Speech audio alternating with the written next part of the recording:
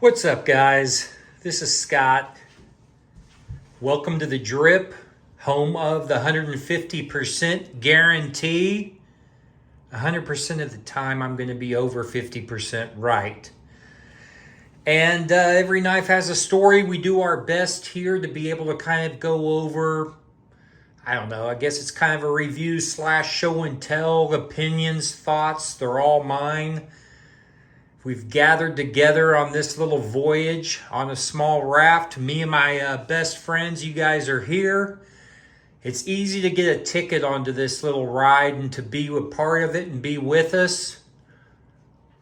To punch your ticket, all you have to do is hit like, hit subscribe, be notified every time there's new content, anything that comes out, giveaways, knife reviews, knife show and tells, me yapping, yipping, jumping, clapping, whatever I do, whatever we decide to do together, cutting through these waves. Life can do that to you sometimes. And this is the escape. This is where we go into our own areas. Hey guys, thanks for joining me. Appreciate all of you. If this is your first time, I welcome you. So let's go ahead, jump into this. Today, what we're going to do is take a look at, this is my first Bestech. Now, I have seen a few people review different Bestech knives. I've even seen this particular knife on a couple of reviews. And all I can say is I'm very impressed, guys. And with that also, just to let you know, I am on Instagram if you are, and if you want to follow me, it's KC Blade Drip. Very impressed with the Bestech that I got. It's a beast of a knife. It's burly. It's like I don't know if it's a submarine or a tank or a damn jet airplane. But it's a good knife. Very impressed. Let's go ahead and take a look. This is the Bestech Fairchild. Now, to my knowledge and understanding, in some of the Chinese offerings, collaborations, and different things they're really getting up there. They're pretty good knives, guys. Now, I look at styles, I look at components, I look at something that I would like to carry or use or hold or play with when I get a knife. This was aesthetically, it really got me going, kind of fired up. There were several things that I liked about it. So this particular knife, it was 2 years in the making to design this, to come up with it, and actually start producing or putting this thing into production. Now, it was a collaboration piece, and it was with a designer. His name is, I'm not sure how to pronounce it. I've read about it. I've seen some of his stuff. But he's known as Kombou, Kombou online. I guess it's either his nickname or what he goes by.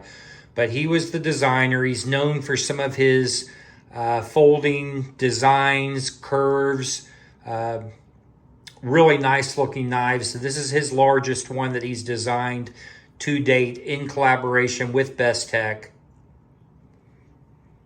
And so it was available, I believe, came out around, Blade Show, I think in June. May, June, something like that. Hell, this is June 30th. So I saw this online. I think I picked it up at White Mountain Knives. It was like $322. This is a full titanium handled. And you know how I feel if you've watched any of my other videos. I go cuckoo for titanium handles. Not all, but I love the feel of them. I like the strength. And so it's a full tie. And then you've got S35VN is the steel, which is a extremely good steel. It's one of my favorites in a knife. So if we kind of just look as far as the knife itself, now deploying it, all you're going to have, there is no flipper on this. No thumb studs. I like that clean look. Basically, it's just going to be a flipper. So I spidey it most of the time, and this is very fidgety. I have played with this knife. So, God damn you! This knife has caused me cuts and stuff on my fingers because it is the most drop-shutty, fluid, smooth action knife on ball bearings that you're ever going, or that I have ever played with. But yeah, so flick it out like that. This thing is so fluid. I even use my index finger to flick it out, which, I mean, so when I shut it, watch this. How it just falls. So a lot of times if I'm closing it like this to start it to fall down, I've actually dropped it and it's fell on my thumb just because it's so drop shut. You see how, I don't know if you could really get that. So I just sit there, pretty much do that. But yeah, so the action is wonderful on the knife itself. As I said, it's S35VN. It's a plain edge, dark bead blast, stonewashed finish that it has. I'll try to get up here a little closer under the light to see if you guys can actually see the finish on this thing. I love this finish too. In fact, I like a good satin finish. The only thing with this is it's not going to get all beat up, or it's not going to show wear and use as much as if you had like a sterile satin blade or something that would maybe show a little more use on it. So I love the shape of this blade. It's like a leaf shape, a wide leaf, flat grind. Real broad, how it arches up and across the blade here. So it gives you such a wide cutting edge. This is really it's a very large blade. The whole knife itself, even though it does not, when you're holding it and using it, it doesn't really feel that large. But guys, you're working with a large blade. You got nice jimping up here at the top. You got a little bit of an angled kind of a swedge here where the jimping is, where it comes together and then broads out on the blade to give you a lot of strength and kind of some extra beef. So it's a little bit thicker, then it kind of dips down to more of a point here. And then you have your, where it drops down into your edge, which is extremely sharp. I have used this thing and just light, but I mean, it shaves hair. It's extremely sharp, cuts paper, does all those things that you would do to check it out. It's got an ambidextrous opening. So of course, if you were right-handed flicking it, or if you were left-handed, you can flick it the same using the opening here. Now the pocket clip itself, this is only going to be for right hand tip up carry. So as you can see, it's all kind of sealed off here.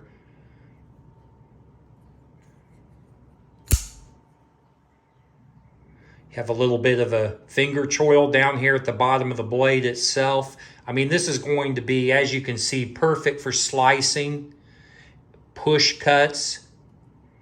Now the tip itself is even very sharp. Now I wouldn't say it would excel at piercing, but to pierce and then cut down into something, awesome at that. Really, really shines at any type where you're pushing or moving your blade in a cutting or slicing action.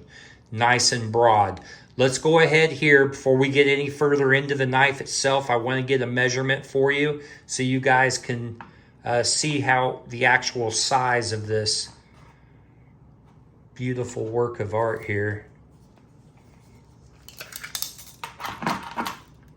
Okay, so the blade itself 4 inches. Now cutting edge, we have, it looks like 3.5, maybe a little bit over that, but for all purposes, a 4-inch blade. The handle itself, we're looking at 5.25. Yeah, 5.25. Okay, blade width, if you were interested in that, just to kind of, so it's like 1 and, what is that? 1.75, or between 1.75 and 1.5. So pretty large. The handle, though, in comparison, you can see is like less than 1 inch in the thinnest part of the handle. So it really narrows down. Let's see what the weight is on this.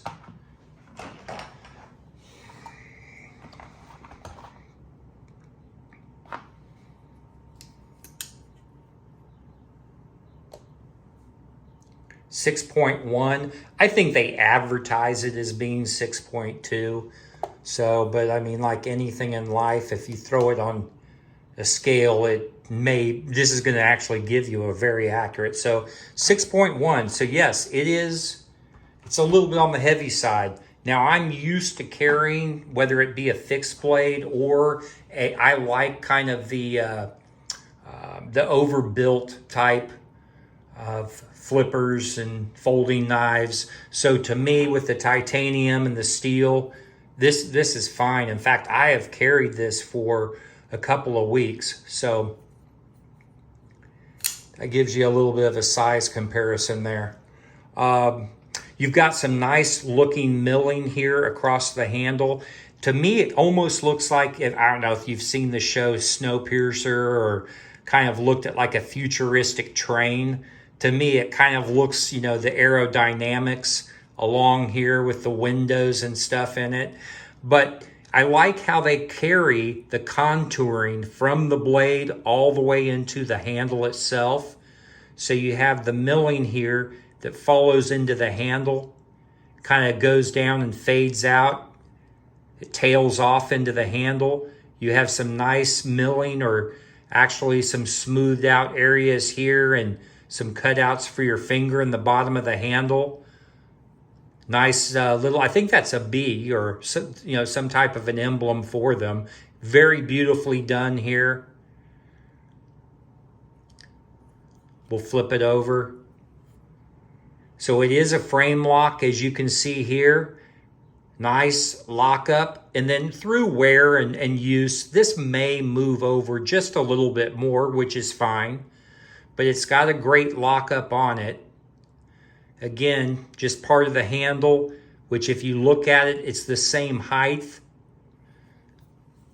So when you grip it, it's not going to feel abnormal or any ridges or bumps. It's nice and smooth. In fact, this whole handle is nothing but smooth edges on it. The jimping itself, even in a weird way, is kind of smooth. Like it gives you some good texture, but it's not going to feel sharp in any way. Under the blade here, you have a nice place where you can choke up. It does fit my finger nicely. Putting your thumb up on the top, it's going to let you choke up on the knife as you see how high I can get. It's great for detailed work. Precision cuts with the tip, cleaning things out, cutting down push cuts, slicing. Very good. Then also, as far as being able to choke up and have it fit your hand nicely, the size of this handle, guys, look at this. Look at the... So I move my fingers down. I lock in here. The rest of them, I mean, just look at this. So this is extremely comfortable to hold the knife in my hand just like this. So I wear a large glove. And it fits me really nicely in any grip. So like this, if I needed to have a little bit more of a reach on it, or a little bit of a chopping action and do a little bit some, whether it be wood or, kind of carvings or whatever it is, you could kind of hold back on the handle here and you could do some small chops with it, and you would get some good leverage or choke up. So, and then reverse. Let's not forget that. This knife, believe it or not, when you go reverse on this bad boy and put your finger up here, I mean, it's comfortable. Now, it's not the best, but it's definitely comfortable like this. So, in any way that you move your hand, you don't feel the clip. I love the design on this clip. It goes in and out easy on the pocket. It rides up. It's kind of angled under the clip. So if you look at this, it's kind of angled right across here.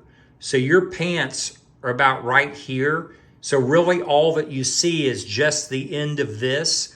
And as you can tell, looking at the clip, I like this a lot, the way it looks in your pocket.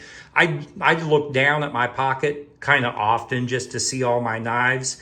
And I like the way that this is shaped. So, and then the holes and stuff that they put in here and the designs and the way it's kind of thin. They tried to keep the weight down some. Also with the holes here in the cutout. Inside of it, we can see pretty much an open construction. You do have a backspacer here, which also is going to give you your lanyard hole. If you choose lanyard guys or girls or people, whatever, you can put a lanyard through here. And this more or less looks as part of the knife itself. So it doesn't look like it's out of place or something that you're like, holy crap, that's kind of gaudy. It just looks good with the other holes and all the angles on here. Looking inside, you can see that you've got some milled out areas right here on the handle. Let's take a look and see if we see the other side. Yes, we do. So those are for weight reduction. It's skeletonized there.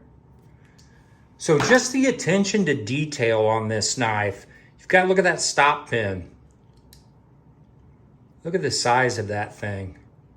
That's what she said. Just beautifully done. How this comes back and sits right against it. And secure lockup. No movement at all. Just is like it was a straight piece of steel in your hand. Looking at the blade centering, it's beautiful. Perfection. The tip of the blade goes damn near right to the end of the knife. So you're utilizing all that you can. You got a big blade, you got to have a big handle. Goes all the way to the end here, so the contouring again, the way that this is shaped and it dips down into the handle, kind of tucks away real nicely.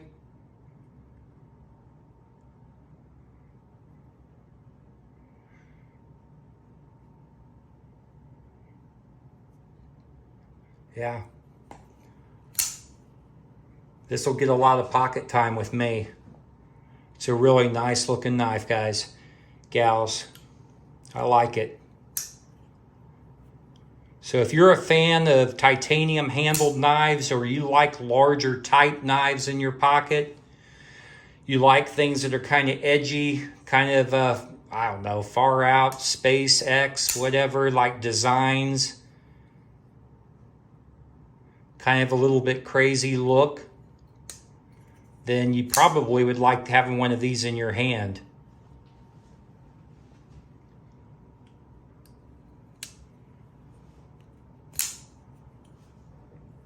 So yeah, I mean, that's about it. If you have a Bestech, if you've heard of them or have any comments, ideas, thoughts on this one, or if you have other Bestechs, let me know what you've got. This is another brand, another knife company that I'm gonna kind of look into a little bit more to learn more about their designs and the different types of knives, steels, and things that they offer. Let's remember our pets, remember our vets, the little furry guys, the non-furry guys, the ones that bring us back down when we're feeling like all, you know, up in the clouds, kind of messed up and not right. And then our animals, our buddies, they bring us home, man. And the vets, the people that they laid it on the line so that we've got freedoms. We've got the freedom and right to go to a voting booth and to cast our vote and to try to control things that we would like to do. And with that being said, again, I'll leave you with a couple of flicks. This is the Bestech Fairchild. And until we meet again, stay sharp, my friends. I'm out.